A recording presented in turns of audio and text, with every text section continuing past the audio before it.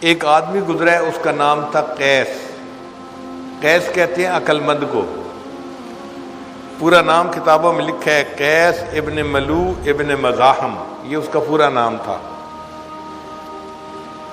اب یہ نوجوان سمجھدار تھا، عقل مند تھا، لیکن یہ اپنی چچا زاد بہن کے اوپر عاشق ہو گیا۔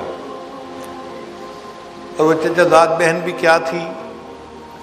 رنگ کی کالی تھی، اور کالی ہونے کی وجہ سے اس کا نام ماں باپ نے لیلا رکھا تھا،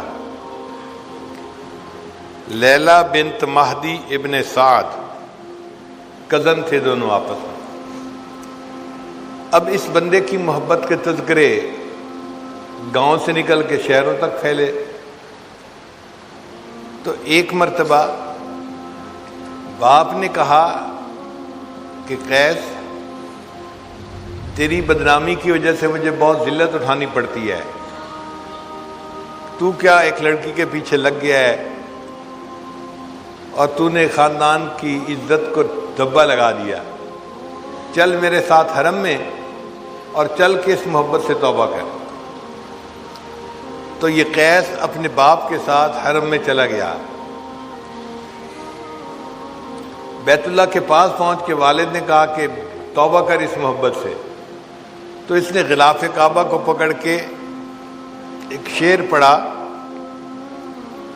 الہی تبت من کل المعاصی، الہی تبت من کل المعاصی ولکن حب لیلا لا اتوب، اے اللہ ہر گناہ سے میں توبہ کرتا ہوں، لیلا کی محبت سے توبہ نہیں کرتا۔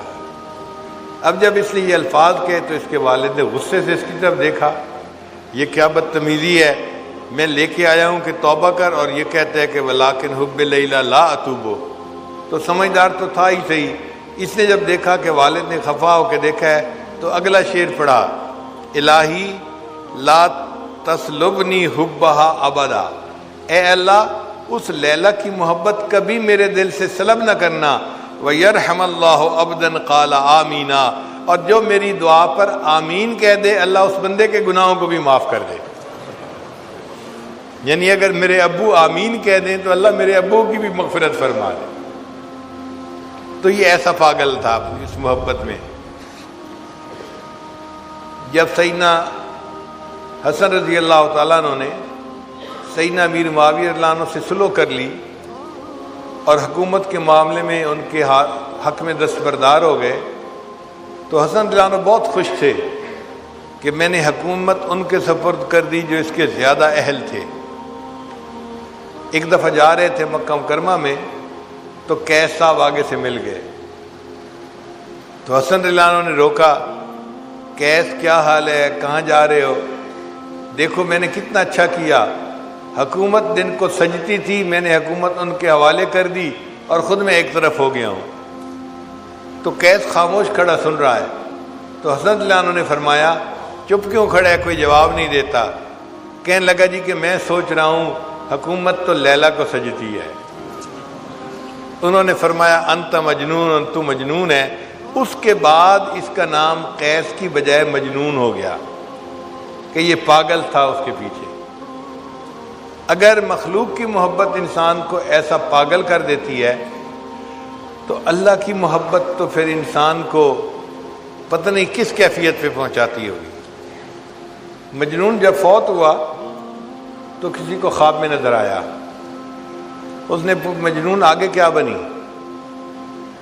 کہنے لگا کہ اللہ نے میری مغفرت فرما دی اور مجھے فرمایا کہ میں نے تجھے نمونے کے طور پہ رکھ لیا ہے، میں قیامت کے دن اپنے سے محبت کرنے والوں کو تیرا نمونہ پیش کروں گا کہ دیکھو اگر مخلوق کی محبت میں یہ بندہ اتنا پاگل ہو سکتا ہے، اے میرے بندوں کلمہ پڑھنے والوں تم نے مجھ سے محبت کیوں نہ ایسی کی۔ مولانا روم رحمۃ اللہ علیہ فرماتے ہیں عشق مولا کہ کمز لیلا بود، گوئے گشتن بہر او اولا بود، کہ لوگوں کیا مولا کا عشق لیلا کے عشق سے بھی گیا گزرا ہے کہ مجنون تو لیلا سے اتنی محبت کرے اور ہم بندے ہو کے اپنے اللہ سے محبت نہیں کر پاتے۔ ایک حاکم میں وقت تھا، اس نے لیلا مجنون کی باتیں سنی، تو اس کو خیال آیا کہ پتہ نہیں یہ لیلا کتنی حور پری ہوگی کہ مجنوں اس کے پیچھے اتنا دیوانہ بنا ہے۔ اس نے پولیس کو کہا کہ لیلا کو میرے سامنے لاؤ، میں دیکھو تو صحیح۔ اب جب لیلا آئی تو وہ تو ایک عام سی لڑکی تھی کالے رنگ کی، تو بادشاہ نے اسے کہا الدگر خوباں تو افزوں نیستی، اے لیلا دوسری خوبصورت عورتوں سے کوئی بڑھ کر تو حسین نہیں ہے، گفت خامش چوں تو مجنوں نیستی۔ اس نے جواب دیا خاموش رہو، اس لیے کہ تیرے پاس مجنوں کی آنکھ نہیں ہے، اگر تو مجنوں کی آنکھ سے مجھے دیکھتا تو دنیا میں مجھ سے زیادہ خوبصورت تجھے کوئی نظر نہ آتا۔ اللہ بھی ہمیں ایسی آنکھ عطا فرما دے کہ جو ہم اپنے خالق اور مالک کو ایسی محبت کی نظر سے دیکھیں کہ وہ ہمارا محبوب حقیقی بن جائے۔